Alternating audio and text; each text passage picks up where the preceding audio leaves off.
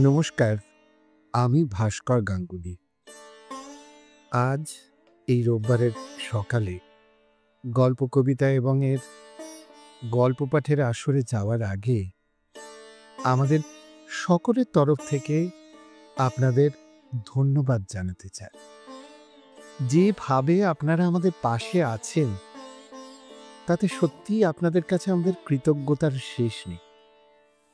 আপনারা আমাদের গল্পগুলি লাইক করেন, কমেন্ট করেন, সুচিন্তিত মতামত দেন, আর সেই মতামতে আমরা ঋদ্ধ হয়েছি, উন্নত হয়েছি।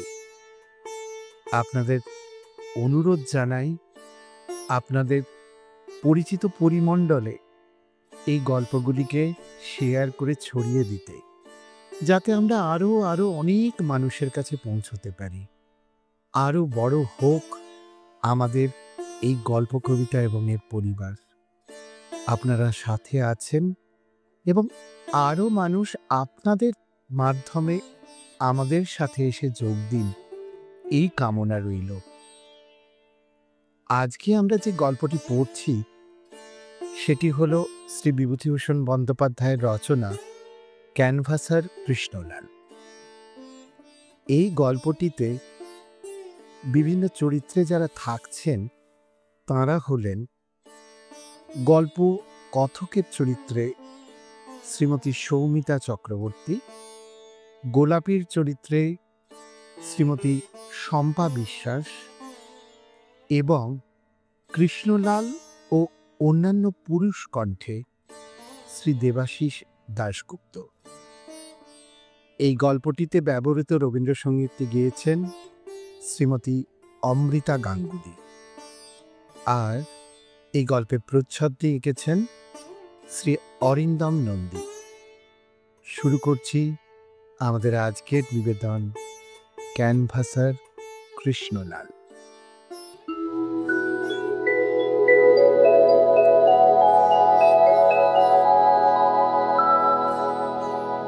চাকুরি গেল, এত করিয়াও কৃষ্ণলাল চাকুরি রাখিতে পারিল না।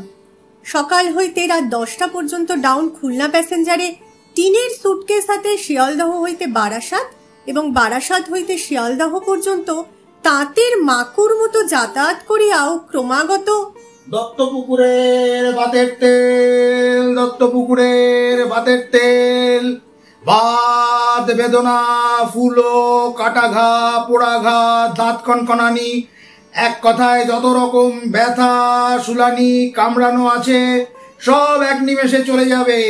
আজ 24 বছর এই লাইনে ওষুধটি প্রত্যেক ভদ্রলোক ব্যবহার করছেন, সকলেই এর গুণ জানেন। বলিয়া চিৎকার করিয়াও চাকুরি রাখা গেল না। সেদিন বসু মহাশয়, ইন্ডিয়ান ড্রাগ সিন্ডিকেটের মালিক নৃত্যগোপাল বসু, কৃষ্ণলালকে ডাক দিয়া বলিলেন, পায়েল মহাশয়, কাল রাত্রের ক্যাশ জমা দেননি কেন? আগে আগে অনেক রাত হয়ে গেল, খুলনার ট্রেন প্রায় 20 মিনিট লেট। দেখুন, আগেও আমি অন্তত 17 বার আপনাকে সাবধান করে দিয়েছি, খুলনার ট্রেন 10:21 স্টেশনে আসে। আমি 11:30 পর্যন্ত অফিসে বসেছিলাম শুধু আপনার জন্য। নিতাই 2বার স্টেশন দেখে এলো, ট্রেন রাইট টাইমে এসেছে, লেট 1 মিনিটও ছিল না। আগে বড়বাবু, শরীরটা কাল বড়ই। ও আপনার পুরনো কথা, ও কথা আজ আর শুনবো না।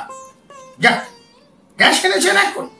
কৃষ্ণলাল অপরাধীর মতো বড়বাবুর মুখের দিকে চাহিল, বলিল, ক্যাশটা আনিকে যাই না, একটু মুশকিল হয়েছে, মানে আচ্ছা আচ্ছা আসি। যান, আসুন। কৃষ্ণলাল তবুও দাঁড়াইয়া আছে দেখিয়া নৃত্যগোপাল বাবু বলিলেন, আরে কি হলো? আগে মানে ও বেলা দেব, ওটা বাসায় এনে রেখেছিলাম, চাবি দিয়ে বেরিয়ে গিয়েছে। মানে আমি ওই যার সঙ্গে থাকি আর কি। আপনি কোথায় গিয়েছিলেন? মানে একটু বেড়াতে বার হয়েছিলাম ওই গোলদিঘির দিকে। এসব বাজে কথা আমি বিশ্বাস করি। কেন করিনি তাও আপনি জানেন। রাত 10টার পরেই ক্যাশ এনে দেওয়ার কথা। আপনি বুড়ো হয়ে গেলেন এই ক্যানভাসারের কাজ করে। জানেন না যে ক্যাশ তক্ষুনি জমা দেওয়ার নিয়ম আছে? আগে আগে এরকম আরো কতবার হয়েছে বলুন দেখি? হ্যাঁ, আপনার কথার উপর বিশ্বাস করা যায় না। বড়ই দুঃখের কথা, আপনি আমাদের পুরনো ক্যানভাসার বলে আপনার অনেক দোষ সহ্য করেছি আমরা, কিন্তু এবার আর নয়। আপনি এ মাসের এই কদিনের মাইনে নিয়ে যাবেন অফিস খুললে পর, আর কমিশনের হিসেবটাও সেই সঙ্গে দেবেন। যান যান এখন। অবশ্য এত সহজে কৃষ্ণলাল যাইতে রাজি হয় নাই। নৃত্যগোপাল বাবুকে সে যথেষ্টই বলিয়াছিল, নৃত্যগোপাল বাবুর বুড়ো কর্তাকে গিয়া পর্যন্ত ধরিয়াছিল। শেষ পর্যন্ত কিছুই হইল না। মুশকিল এই, চাকুরি যখন যাইবার হয় তখন তাহাকে কিছুতেই ধরিয়া রাখা যায় না। মৃত্যুপথযাত্রী মানবের মতোই তাহার গতিপথ নির্মম, ধরা বাঁধা। সুতরাং চাকুরি গেল। তখন বেলা 2:30। সকাল হইতে উহাকে ধরাধরির ব্যাপারে এতক্ষণ সময় কাটিয়াছে, স্নানাহার হয় নাই। 25/2 রামনারায়ণ মিত্রের লেনে ঢুকিয়াই যে টিনের চালওয়ালা লম্বা দোতলা মাটির ঘর, অর্থাৎ যে মাঠকোঠার ঠিক সামনেই আজকাল কর্পোরেশনের সাধারণ স্নানাগার নির্মিত হইয়াছে, তারই পশ্চিম কোণে 17 নম্বর ঘরে আজ প্রায় 11 বছর ধরিয়া কৃষ্ণলালের বাসা। কৃষ্ণলাল ঘরে একা থাকে না। ছোট্ট ঘরে 3টি ময়লা বিছানা মেঝের ওপর পাতা। সে ঢুকিয়া দেখিল ঘরে কেবল যতীন শুইয়া ঘুমাইতেছে। আরেকজন রুমমেট ট্রামের কন্ডাক্টর। 4:30টার পরে সে ডিউটি হইতে ছুটি লইয়া একবার আধ ঘন্টার জন্য বাসায় আসে এবং তারপরে সাজিয়া গুজিয়া কোথায় বাহির হইয়া যায়। নিচে পাইস হোটেলে ইহাদের খাইবার বন্দোবস্ত। কৃষ্ণলালের সারা পাইয়া যতীনের ঘুম ভাঙিয়া গেল। সে বলিল, এত বেলায় বেলায় তা কি হবে? চাকরিটা গেল আছে। সে কি এতদিনের চাকরিটা? আরে কত করে বললুম বড়বাবুকে, তা শোনে কি কেউ? গরিবের কথা কে রাখে বলো? তা হয়েছিল কি, ক্যাশ জমা দিতে দেরি হয়েছিল বলে তুমি ক্যাশ ভেঙেছ। তাই তো। তাহলে এখন উপায় দেখি দেখি কোথাও আবার চেষ্টা করে জুটে যাবে একটা না একটা।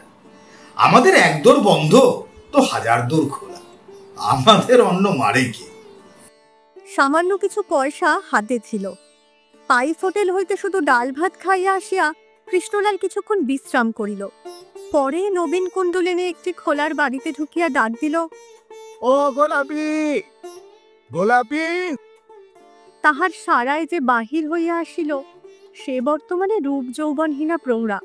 পরনে আধময়লা খয়েরি রঙের শাড়ি, হাতে গাছ কয়েক কাঁচের চুড়ি, দুগাছা সোনা বাঁধানো পেটি, মাথার চুলে পাক ধরিয়াছে। গায়ের রং এখনো বেশ ফর্সা। গোলাপিকে 30 বছর আগে দেখিলে ঠিক বোঝা যায় তো গোলাপি কি ছিল, এখন আর তাহার কি আছে। কৃষ্ণলাল তখন সবে ঔষধের ক্যানভাসারের পদে বহাল হইয়াছে। তাহার চমৎকার চেহারা ও কথাবার্তা বলিবার ভঙ্গিতে রেলগাড়ির প্যাসেঞ্জার কি করিয়া সহজেই ভুলিয়া যাইত। জলের মতো পয়সা আসিতে লাগিল। এই নবীন কুণ্ডলিনী অন্য এক বাড়িতে এক বন্ধুর সহিত আসিয়া সে গোলাপিকে দেখে। তখন নতুন যৌবন, হাতেও কাঁচা পয়সা। গোলাপির তখন বয়স 16-17। রূপ দেখিয়া রাস্তার লোক চমকিয়া দাঁড়াইয়া যায়। গোলাপির মায়ের হাতেও বছরে বছরে মোটা টাকা জমে। কৃষ্ণলাল সেই হইতেই নবীন কুণ্ডলিনীর নৈশ অধিবাসী। কত কালের কথা। গোলাপির ঘরে মেহেগনি কাঠের দেরাজ হইল, ঘরের দেওয়ালে বিলম্বিত বড় বিলেতি কাঁচ বসানো আয়না হইল। সেকালে প্রচলিত ম্যাকাসার অয়েলের শিশির পর শিশি ভিড় জমাইয়া তুলিল। বাতায়ন মালতী ফুলের টবে সজ্জিত হইয়া বাড়ির অন্যান্য ঘরের অধিবাসীদের মনে ঈর্ষার উদ্রেক করিল।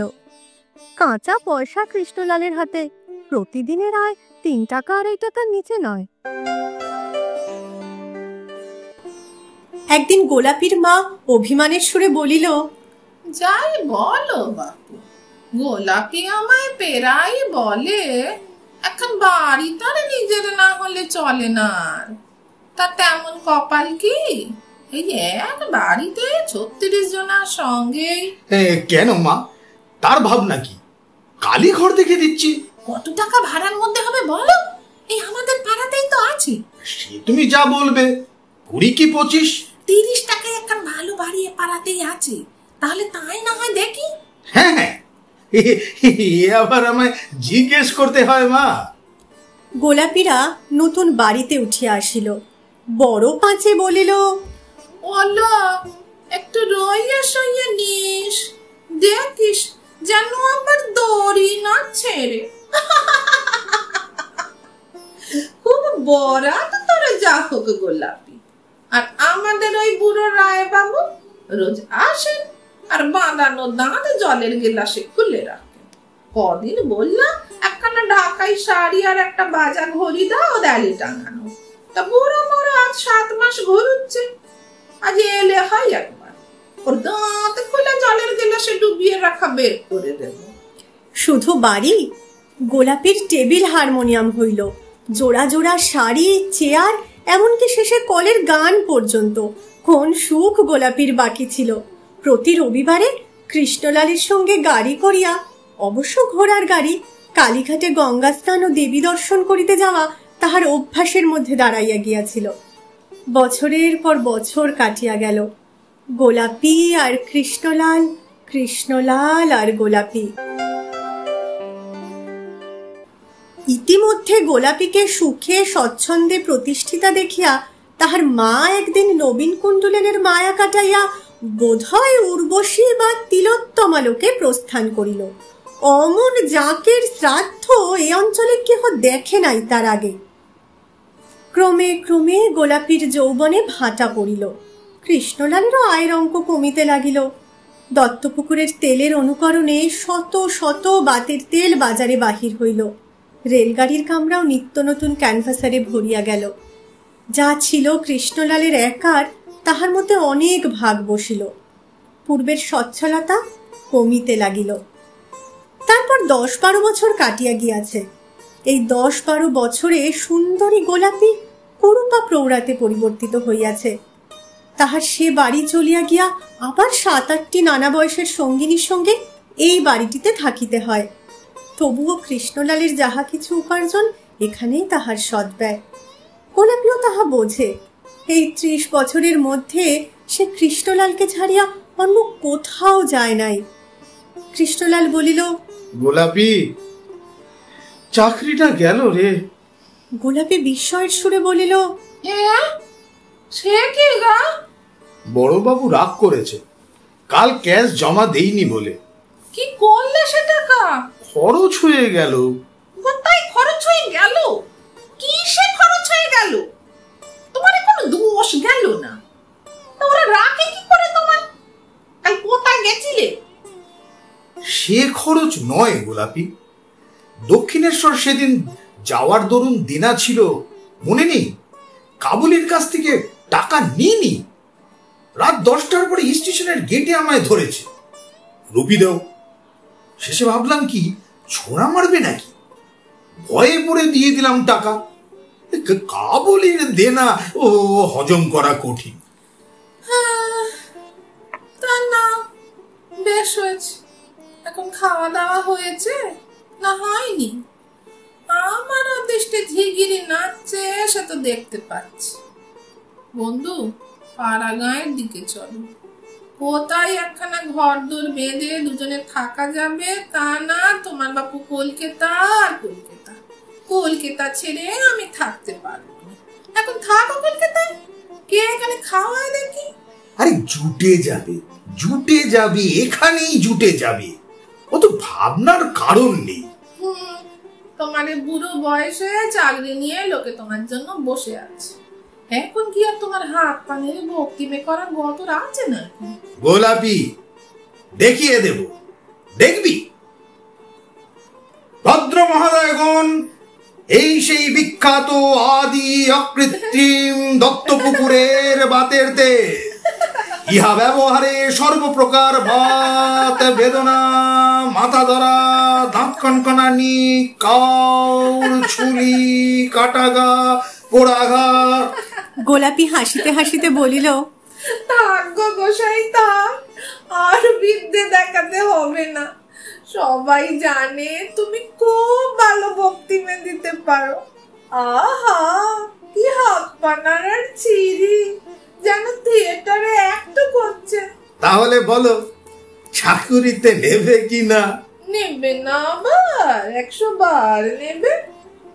আমি যাই এখন ঝিগিরি করে নিজের পেট চালাবার চেষ্টা দেখি। নিজেই খেতে পাবে না, আবার আমাকে খাওয়াবে কোত্থেকে? কি অদৃষ্ট নিয়ে যে এসেছিলাম।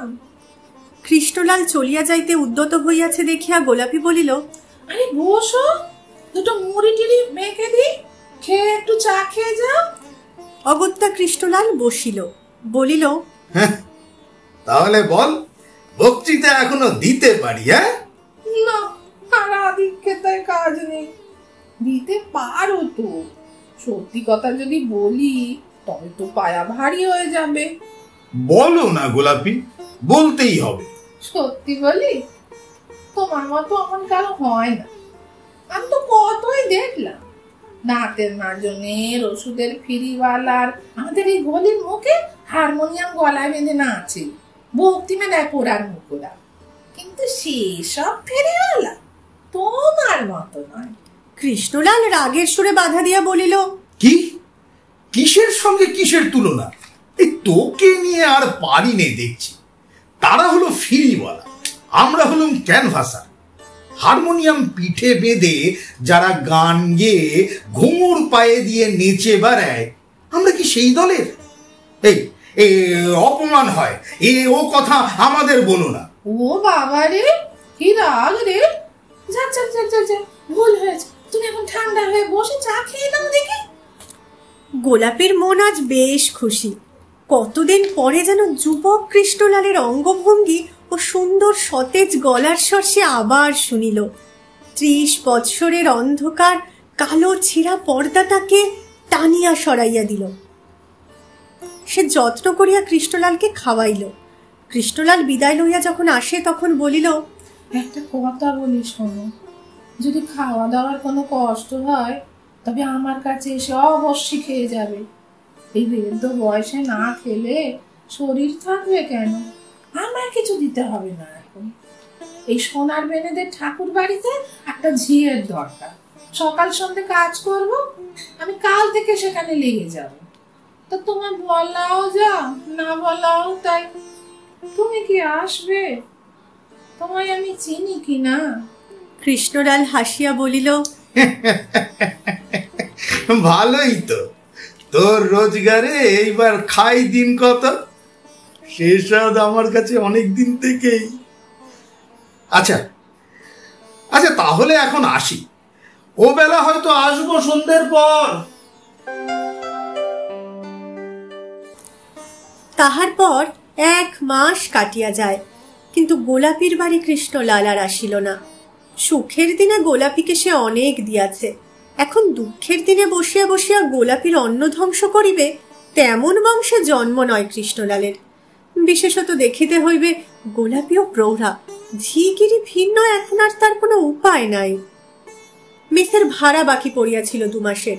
মেসের অধ্যক্ষ কৃষ্ণলালকে ডাকিয়া বলিল, কি কৃষ্ণবাবু, আমাদের রেন্টার কি হবে? আগে ক্ষেত্রবাবু, দেখতেই তো পাচ্ছেন চাকুরিটা গেল, হাতে কিছু নেই। এই অবস্থায় ফি মাসে আমি পকেট থেকে ঘর ভাড়া জোগাবো কোথা থেকে? সেটাও তো দেখতে হবে। 2 দিন সময় নিন, তারপর আপনি দয়া করে সিট ছেড়ে দিন, আমি অন্য ব্যবস্থা দেখি।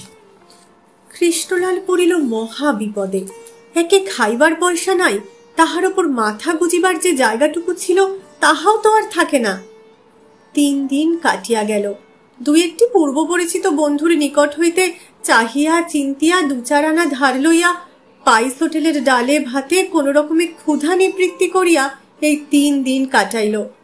কিন্তু 3 দিন পরে তাহার সত্যই অনাহার শুরু হইল। 2 পয়সায় ছাতু বা মুড়ি সারাদিনে, শুধু ছাতু, একটু গুড় বা চিনি জোটে তাহার সঙ্গে।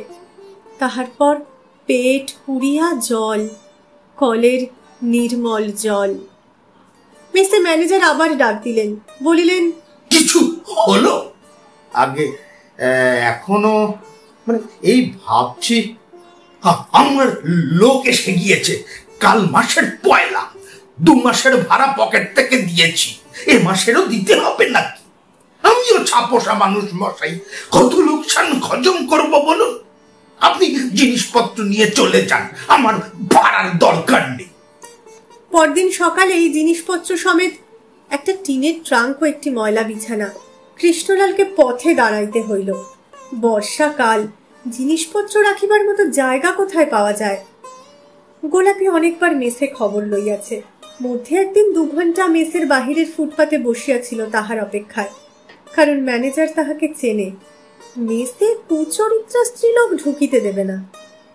কৃষ্ণলাল দূর হইতে দেখিয়া সরিয়া পড়িয়াছিল। এখন গোলাপির বাড়ি গেলে সে কান্নাকাটি করিবে, আটকাইয়া রাখিতে চাইবে, নতুবা সেখানে জিনিসপত্র রাখা চলিত। মেস হইতে কিছু দূরে বড় রাস্তার উপর একটা চায়ের দোকানের মালিকের সঙ্গে কৃষ্ণলালের পরিচয় ছিল। বলিয়া কহিয়া সেখানে কৃষ্ণলাল জিনিসপত্র আপাতত রাখিয়া দিল। তাহার পর উদ্দেশ্যহীন ভাবে ঘুরিতে ঘুরিতে হঠাৎ দেখিল সে গঙ্গার ধারে আহিরি টোলার স্টিমার ঘাটে আসিয়া পড়িয়াছে। সকাল হইতে কিছু খাওয়া হয় নাই। ঘাটের ধারে একটা গাছতলায় হিন্দুস্থানি ফিরিওয়ালা ভুট্টা পোড়াইতেছে। কৃষ্ণলাল 1 পয়সায় একটা ভুট্টা কিনিয়া জলের ধারে বসিয়া সেটি পরম তৃপ্তির সহিত খাইল। একটা বিড়ি পাইলে হতো এই সময়। এই সময় একটি ছোকরা ব্যাগ হাতে আসিয়া তাহার পাশে ব্যাগটি নামাইয়া পকেট হইতে ঝাড়ন বাহির করিয়া সিমেন্ট বাঁধানো রানার ওপর পাতিল। বসিতে যাইবে এমন সময় ছোকরা হঠাৎ পকেটে হাত দিয়া কি দেখিয়া একবার চারিদিকে চাহিল এবং কাছেই কৃষ্ণলালকে দেখিয়া বলিল, একটু দয়া করে ব্যাগটা দেখবেন, 1 পয়সার বিড়ি কিনে আনি। বিড়ি কিনিয়া আনিয়া সে কৃষ্ণলালকে একটি বিড়ি দিল। কৃষ্ণলাল আগেই আন্দাজ করিয়াছিল ছোকরা একজন ক্যানভাসার। এখন জিজ্ঞাসা করিল, আপনি বুঝি ক্যানভাস করেন? আগে হ্যাঁ। কি জিনিস? হাত কাটা তেল, সার্জিক্যাল মলম। বেশ, পাওয়া যায়? কমিশন কেমন? ভালোই। খদ্দেরকে হাত কেটে দেখাতে সঙ্গে ছুরি থাকে। এই যে। ছোকরা জামার আস্তিন গুটাইয়া দেখাইল। কবজি হইতে কোনই পর্যন্ত হাতের সমস্ত অংশটা ছুরি দিয়া ফালা ফালা করিয়া চেরা। কৃষ্ণলাল শিহরিয়া উঠিয়া বলিল, এ কি, লাগে না? ছোকরা হাসিয়া বলিল, লাগে, আবার মলম লাগালে সেরে যায়। কিরকম আয় করেন? 24 টাকা থেকে 30-35 টাকা মাসে। কৃষ্ণলালের মন বেজায় দমিয়া গেল। এত কাণ্ড করিয়া 30 টাকা! অথচ এমন সময় গিয়াছে যখন দত্তপুকুরের বাতের তেল ফিরি করিয়া সে মাসে 60-70 টাকা অনায়াসে রোজগার করিয়াছে। তাহার জন্য নিজের হাত ছুরি দিয়া ফালা ফালা করিয়া কাটিবার প্রয়োজন হয় নাই। ক্যানভাসারের কাজে আর সুখ নাই, আর সেই কাজ করিবে না। পরদিন কৃষ্ণলাল কলকাতা ছাড়িয়া স্বগ্রামে রওনা হইল। বসিরহাট স্টেশনে নামিয়া 7 ক্রোশ হাঁটিয়া তাহার পৈতৃক গ্রাম ইলশেখালি পৌঁছিতে বেলা 3টা বাজিল। গ্রামে তাহার দুঃসম্পর্কের জ্ঞাতি ছাড়া অন্য কেহ আপনার জন নাই। নিজের পৈতৃক ভিটা জঙ্গলাকীর্ণ হইয়া পড়িয়া আছে। বহুদিন এদিকে আসে নাই, দেখাশোনাও করে নাই। খড়ের ঘর কতদিন টেকে? আজ প্রায় 17-18 বছর পূর্বে 2-5 দিনের জন্য একবার পিসিমার শ্রাদ্ধে গ্রামে আসিয়াছিল। সেই আর এই। জ্ঞাতিরা অবশ্য কৃষ্ণলালকে জায়গা দিল, কিন্তু কিছুদিন থাকিয়া কৃষ্ণলালের কেমন অসহ্য বোধ হইতে লাগিল। গ্রামে তাহার মন টেকে না। কখনো সে দীর্ঘদিন ধরিয়া গ্রামে বাস করে নাই। এখানকার লোকে কথাবার্তা বলিতে জানে না, ভালো করে মিশিতে জানে না, চা খায় না। কলকাতার রাস্তায় ভিকেরিও চা খায়। তাহার ওপর এই পাড়া গায়ে যেমন জল কাদা তেমনি জঙ্গল। রাত্রে মশার উৎপাতে নিদ্রা হয় না। এর মধ্যে ম্যালেরিয়া প্রায় সকল বাড়িতেই দেখা দিয়াছে। না, এখানে মন টেকে না। কৃষ্ণলাল চেষ্টা করিয়া দেখিল, এখানে সবাই যেন সারাদিন ঘুমাইয়া আছে। সকাল হইতে সন্ধে পর্যন্ত ইহারা চরকতলার ক্ষুদ্র মাঠে বেলতলায় বসিয়া হুঁকা হাতে আড্ডা দেয়, পরচর্চা করে। কোনো কাজ নাই, অথচ দুপুরের ভাত দুটি মুখে দিতে না দিতে এদের চোখ ঘুমে ঝুলিয়া পড়ে। দিবানিদ্রা চলে বেলা 4টা পর্যন্ত। তারপর ঘুম হইতে রক্তবর্ণ চোখে উঠিয়া কেহ বা বাজারে 2 পয়সার সওদা করিতে যায়। সেখানেও আবার আড্ডা, এ দোকানে ও দোকানে বসিয়া তামাক খাওয়া। 4 পয়সার সওদা করিতে 3 ঘন্টা লাগাইয়া সন্ধ্যের পর বাড়ি আসে। তারপর আহার ও নিদ্রা। কেরোসিন তেলের দাম চড়িয়া গিয়াছে। তেল খরচ করিয়া আলো জ্বালাইয়া রাখিতে কেহ রাজি নয়। কয়েকবারই যাও, অন্ধকারে বসিয়া দু এক কথা বলো, গল্প করো, এক আধ কলকে তামাক খাও, তাহার পর বাড়ি ফিরিয়া আবার বিছানা আশ্রয় করো। দিন শেষ হইয়া গেল। কৃষ্ণলাল এরকম জীবনে অভ্যস্ত নয়। একই জীবন, অথচ সকলেই বলিবে, দাদা সংসার আর চলে না, বড় কষ্ট। কষ্ট খোঁজাইবার চেষ্টা কোথায়? আজ দীর্ঘ 25-30 বছর ধরিয়া যার কলিকাতায় ভীষণ কর্মব্যস্ত জীবন কাটিয়াছে, এ ধরনের অলস শ্রমবিমুখ জীবনের ধারণাই করিতে পারে না সে। সকালে উঠিয়াই নিচের তলার কলে স্নান সারিয়া লইতে হইত। খুব ভোরে স্নান না সারিলে এমন ভিড় জমিয়া যাইবে কলে যে আর স্নান করা চলিবে না।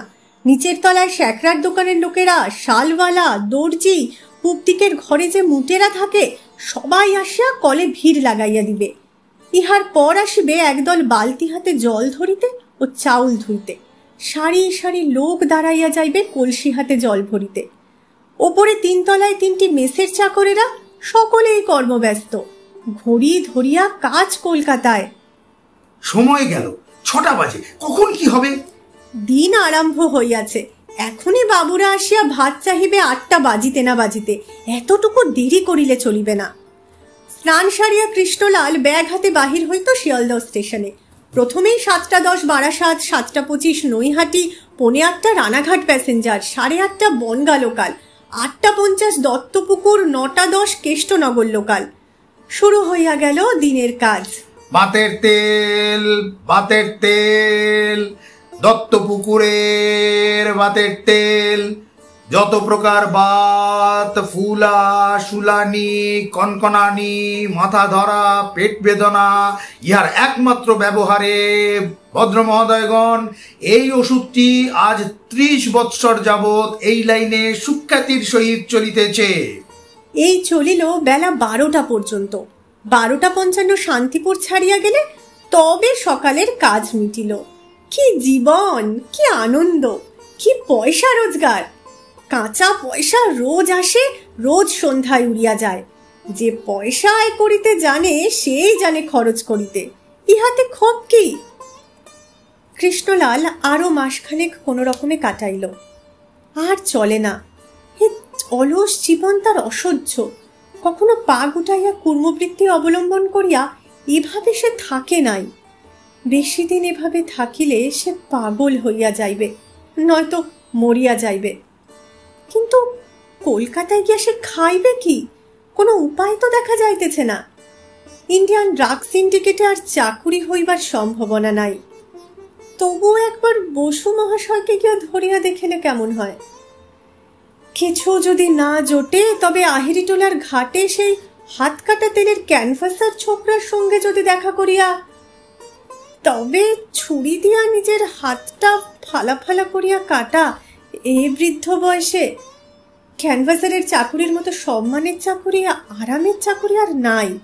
কিন্তু হাত কাটিয়া দেখাইয়া জিনিস বিক্রয় করা, ওতে মান সম্ভ্রম থাকে না। এভাবে গ্রামে বসিয়া থাকা জীবন নয়। চিরকাল কাজের মধ্যে থাকিয়া আজ বাঁচিয়া মরিয়া থাকা তাহার পোষাইবে না। গ্রামেও তো হাওয়া খাইয়া জীবন ধারণ করা যায় না।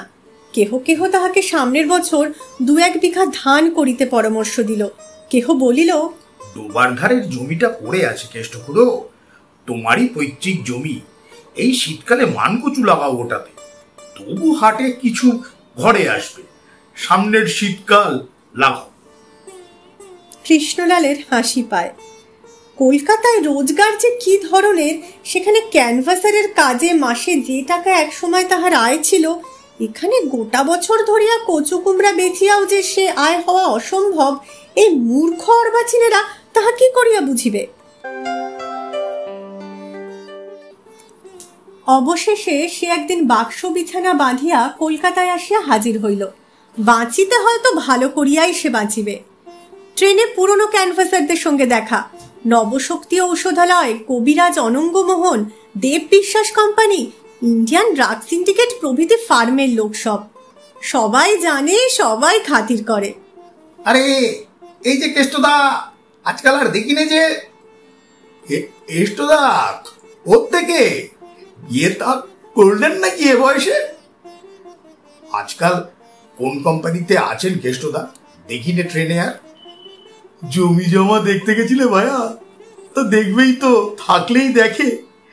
আমাদের কোনো চুলেই কিছুই নেই, যা করে ওই বিশ্বাস কোম্পানি। হিংসে হয় তোমায় দেখে। 200 টাকা বছরে আয়ের সম্পত্তি, বলো কি? তবে তবে তো তুমি ইত্যাদি ইত্যাদি। কৃষ্ণলালকে বিড়ি দেয় ও পানির কৌটো খুলিয়া সামনে ধরে পুরাতন বন্ধুর দল। ইহাদের ফেলিয়া সে এতকাল ঘুমন্তপুরীতে কাল কাটাইল যে কি ভাবিয়া? এখানে কাজ আছে, আমোদ আছে, পয়সা রোজগার আছে, তারপর ইয়ে আছে। সে আর কোথাও যাইবে না কলকাতা ছাড়িয়া। মরিতে হয় এখানেই মরিবে। 15-20 দিন এখানে ওখানে হাঁটাহাঁটি করিয়াও কিন্তু চাকুরি মিলিল না। বসু মহাশয় ঝাড়া জবাব দিলেন। এখন সুশ্রী চেহারার ছোকরা ক্যানভাসার, বেশ লম্বা জুলপি, ঘাড় বাহির করা চুল ছাটা, লপেটা জুতা পায়ে, থিয়েটারের রামের মতো গলা, এই সবাই চায়। বয়স হইয়া গেলে মানে এখনো হাতের লোক আছে, দরকার হইলে চিঠি লিখিয়া জানাইবেন পরে। পুরানো মেসেই উঠিয়াছিল, বারান্দাতে আছে। গোলাপির সঙ্গে দেখা করে নাই, এখন করিতে চাহেও না সে। অনাহারে 2 দিন কাটিল মধ্যে। অবশেষে একদিন আহিরিটোলার ঘাটেই গিয়া হাজির হইল। যদি হাত কাটা তেলওয়ালা সেই ছোকরার সঙ্গে দেখা হইয়া যায়। সে 12:30টার স্টিমারে রোজ বালি হইতে আসে বলিয়াছিল। 7-8 দিন ক্রমাগত ঘুরিয়াও কিন্তু ছোকরার দেখা মিলিল না। কৃষ্ণলালের দুঃখ শেষ সীমায় আসিয়া পৌঁছিয়াছে, আর চলে না। আচ্ছা, সে ক্যানভাসারে ভুলিয়া যাইতেছে না তো? আজ কতদিন চাকুরি নাই, কতদিন বক্তৃতা দিবার অভ্যেস নাই। চর্চা অভাবে শেষে কিনা ছোকরা ক্যানভাসেরা তাহাকে কৃষ্ণলালকে ছাড়াইয়া যাইবে। সেদিন কৃষ্ণলাল নিজের টিনের ছোট সুটকেসটি হাতে লইয়া ডালহৌসি স্কোয়ারের মোড়ে দাঁড়াইয়া হাত পা নাড়িয়া ক্যানভাসারের বক্তৃতা জুড়িয়া দিল। চর্চা রাখা দরকার তো বটেই, তাছাড়া সে নিজের শক্তি পরীক্ষা করিতে চায়। খরিদ্দার জোটে কিনা সে একবার দেখিবে। এখনো তাহার যাহা গলা আছে, থিয়েটারের রামের মতো গলাওয়ালা কোন ছোকরা ক্যানভাসের তাহার সঙ্গে পাল্লা দিবে সে দেখিতে চায়। দত্তপুকুরের বাতের তেল ব্যবহারে সর্বপ্রকার বাত বেদনা, মাথা ধরা, দাঁত চুলানি, হাত বেদনা, পিঠ বেদনা। ভদ্রমহোদয়গণ, এই ওষুধটি আজ 30 বছর ধরিয়া এই লাল দিঘির মোড়ে। কৃষ্ণলাল মিনিট 5-6 পরে সগর্বে একবার চারিদিকে চাহিয়া দেখিয়া লইল। বেশ ভিড় জমিয়া গিয়াছে। একজন ভিড় ঠেলিয়া কাছে আসিয়া বলিল, আমায় একটা ছোট ফাইন। কৃষ্ণলাল গম্ভীরভাবে বলিল, আমার কাছে ওষুধ নেই। আমি বসু ইন্ডিয়ান ড্রাগ সিন্ডিকেটের পাবলিসিটি ডিপার্টমেন্টের লোক। যাদের দরকার হবে তারা 106C হরিধন পোদ্দার লেনে বসু ইন্ডিয়ান ড্রাগ সিন্ডিকেটের অফিসে আমার নামের এই স্লিপটা নিয়ে যান দয়া করে। টাকায় 4 আনা কমিশন পাবেন। দাঁড়ান, লিখে দিচ্ছি। দিন 5-6 কাটিল। কৃষ্ণলালের নেশা লাগিয়া গিয়াছে। সে বেলা 3টার সময় রোজ সুটকেস হাতে ঝুলাইয়া ডালহৌসি স্কোয়ারের মোড়ে গিয়া বক্তৃতা জুড়িয়া দেয়। আফিস ফেরতা লোকেরা ভিড় করিয়া শোনে। সেদিন কৃষ্ণলাল দাঁড়াইয়া দত্তপুকুরের বাতের তেলের গুণ ব্যাখ্যা করিতেছে। এমন সময় একজন ভদ্রলোক ভিড় ঠেলিয়া একেবারে তাহার সামনে আসিয়া দাঁড়াইলেন। কৃষ্ণলাল চমকিয়া উঠিল। বসু ড্রাগ সিন্ডিকেটের মালিক নৃত্যগোপাল বসু মহাশয় স্বয়ং। বসু মহাশয় কৃষ্ণলালের দিকে স্থির দৃষ্টিতে চাহিয়া বলিলেন, শুনুন একবার, এদিকে। কৃষ্ণলাল ভিড়ের পাশ কাটাইয়া কিছু দূরে বসু মহাশয়ের সঙ্গে গিয়া অপ্রতিভের মতো দাঁড়াইল। বসু মহাশয় বলিলেন, এটা কি হচ্ছে? কৃষ্ণলাল অপরাধীর মতো মাথা চুলকাইতে চুলকাইতে বলিল, আগে আগে একবার চর্চাটা রাখছি, নইলে। বসু মহাশয় বলিলেন, তাই তো বলি, একই কাণ্ড। গত দিন 5-6 মধ্যে অফিসে আপনার নামের স্লিপ নিয়ে বোধহয় 100 কি 150 খদ্দের গিয়েছে। এত ওষুধ বিক্রি গত কমাসের মধ্যে হয়নি। একে তো এই ডাল সিজন যাচ্ছে, আমি তো অবাক। সবাই বলে লালদিঘির মোড়ে আপনাদের পাবলিসিটি অফিসার, তারই মুখে শুনে আমি বলি আজ নিজে গিয়ে ব্যাপারটা কি সেটা দেখি তো নিজের চোখে। তা আমি খুব সন্তুষ্ট হয়েছি আপনার এরকম কাজে। কৃষ্ণলাল বিনীতভাবে বলিল, আগে ভাবলাম ছোকরা ক্যানভাসারদের মতো থিয়েটারি রামের গলা কোথায় পাবো, তবুও একবার দেখি। বসু মহাশয় বলিলেন, শুনুন, ওসব থাক, আপনি আজই অফিসে আসুন এক্ষুনি। আপনাকে আজ থেকেই হেড ক্যানভাসারে অ্যাপয়েন্ট করলাম। 60 টাকা মাইনে পাবেন আর কমিশন।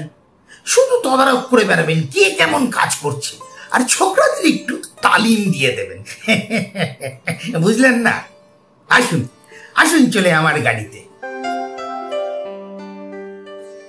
সন্ধ্যাবেলা নবীন কুণ্ডুর লেনে খোলার ঘরের সংকীর্ণ রোয়াকে গোলাপি ক্যানিস্ট্রা কাটা তোলা উনুনে আঁচ দিয়া প্রাণপণে পাখার বাতাস করিতেছে। এমন সময় বাহিরে কে পরিচিত গলায় ডাকিল, গোলাপি, ও গোলাপি, বাইরে এসে জিনিসগুলো ধরো দেখি, হাত বেড়ে গিয়েছে।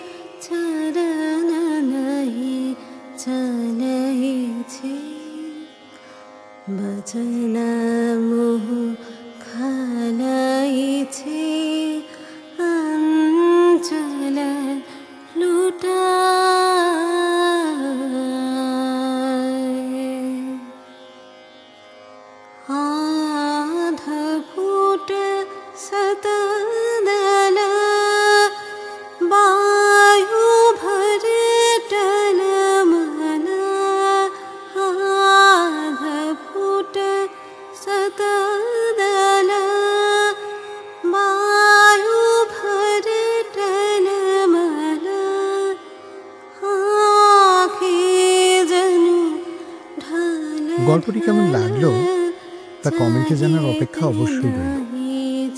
আমাদের সকলের তরফ থেকে আপনাদের অসংখ্য ধন্যবাদ। আবার দেখা হবে আরেকটি গল্প নিয়ে আগামী সপ্তাহে।